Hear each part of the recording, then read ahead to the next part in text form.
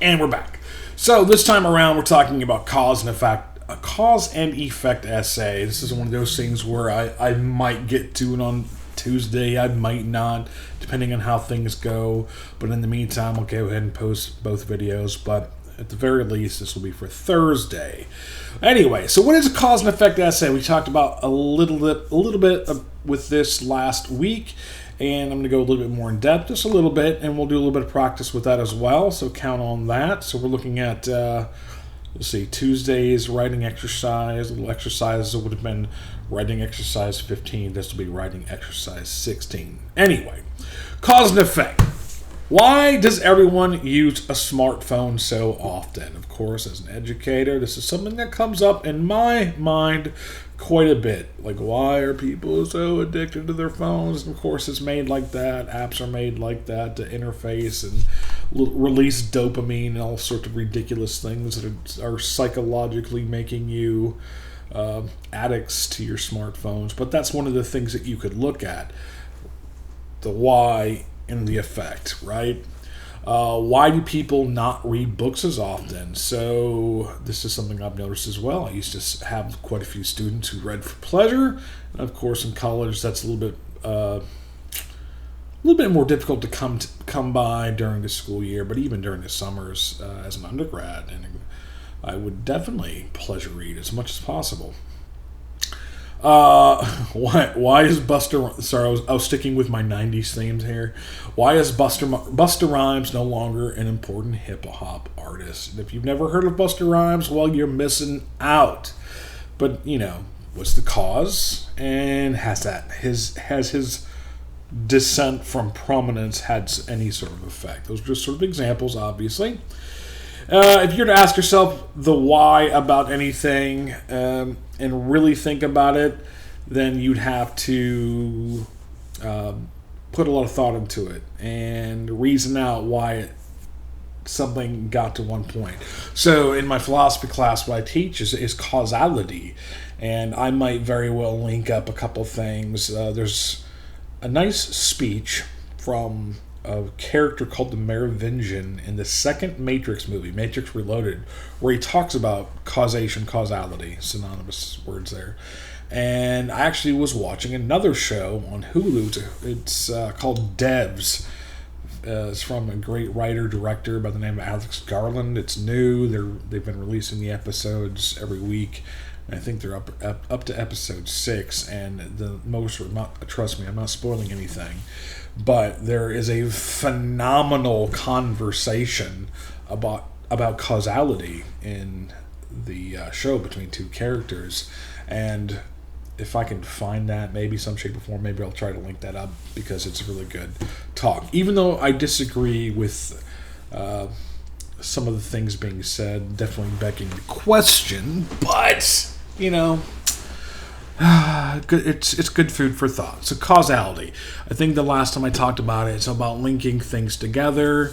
And in this dev show, the character was saying why does the pen roll across the table as well? Because I push it. Because I'm trying to prove a point. And if you go back further and further, what's the cause of me? Where did I come from? Where are my parents? And we're humans? And why are we on the planet? There's this chain of causation going back and back and back and back, and of course to the extreme, but we're all linked up by chains of causation. So writing a cause and effect essay should actually be a fairly simple matter, maybe, because everything has cause and effect. It's just a matter of finding the cause and effect that you might be interested in and relating to that to schoolwork. All right, so this time around, we're going to read a Stephen King bit. You guys should know who he is. I'm even contemplating starting one of those novels shortly. We'll see how that works out.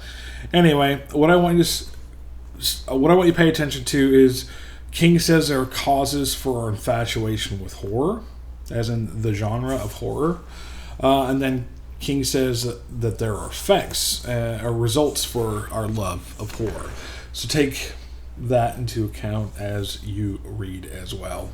Then, of course, I want you to pay attention to King's writing itself.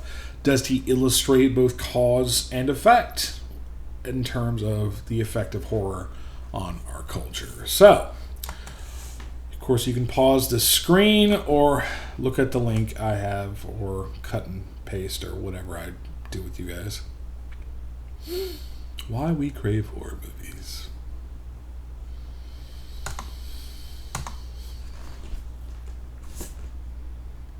Second slide.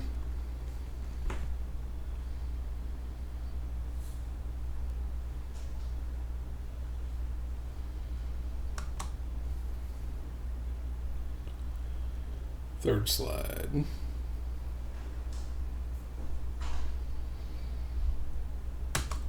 Fourth slide.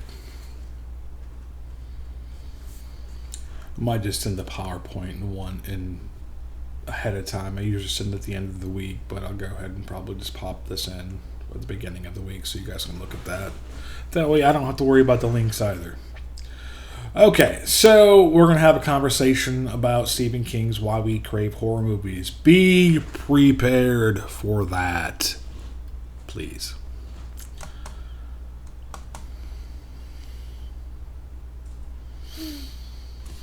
So what?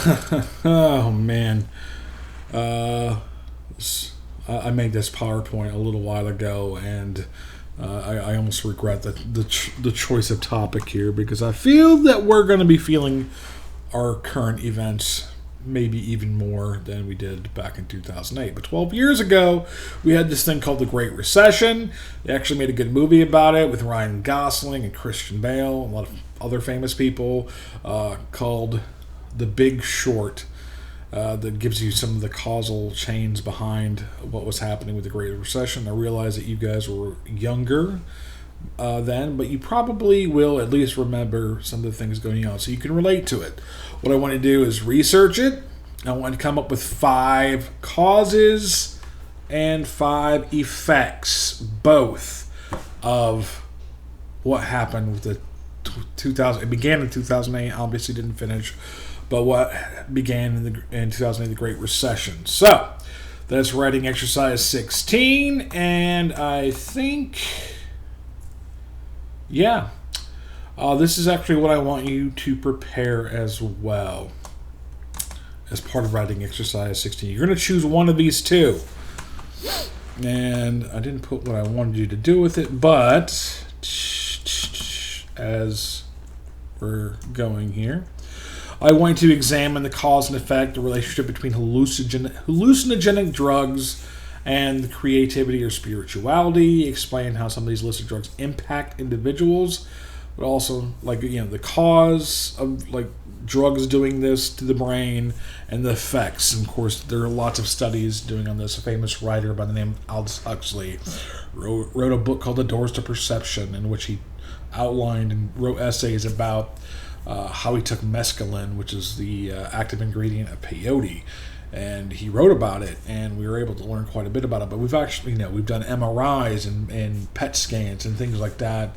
to determine this. In fact, you can go on some of these viral posts, people on LSD, creating self-portraits, and they begin normal and they go into these wild, crazy things, and you can see someone coming down off the drug. So I want to look at some of the science behind that, if that's what you choose to look at, or I want you to briefly look at dating apps and why dating apps like Tinder, whatever, even Match.com, what have you, what the causes of the change in landscapes in terms of dating, and what you think the effects of these sort of websites might be. So, take a look at that and come back to me and be ready for Thursday.